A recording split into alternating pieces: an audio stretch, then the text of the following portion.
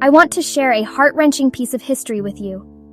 You may have heard fragments of this before, but this is the true story of the mothers of modern gynecology.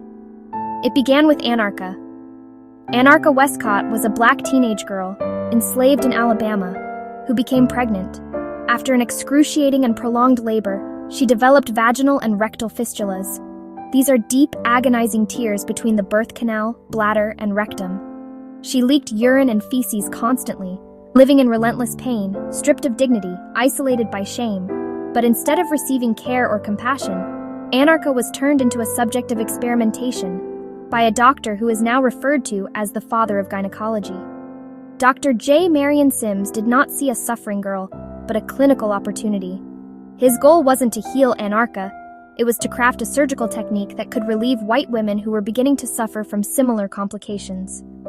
Over the course of several years, Sims cut into Anarcha more than 30 times, without anesthesia, without consent, without mercy.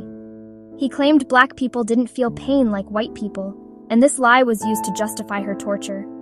Each time she cried out, restrained, fainted, and conscious, he documented her agony, but he never stopped. When he finally succeeded with Anarcha's broken body, which had provided the data he needed, he moved on and used everything he learned to develop techniques.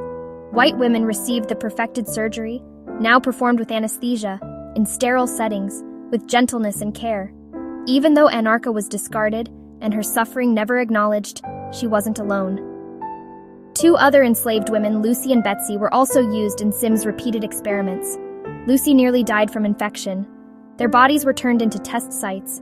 Sims rose to fame. He founded the first women's hospital in the United States. Statues were raised in his honor, but Anarcha, Lucy, and Betsy were erased. For more than a century, they were left out of the textbooks. Their pain was the foundation of modern gynecology, yet their names were nowhere to be found. Anarcha was not a patient. She was a victim of medical violence. She is also the reason countless lives have been saved.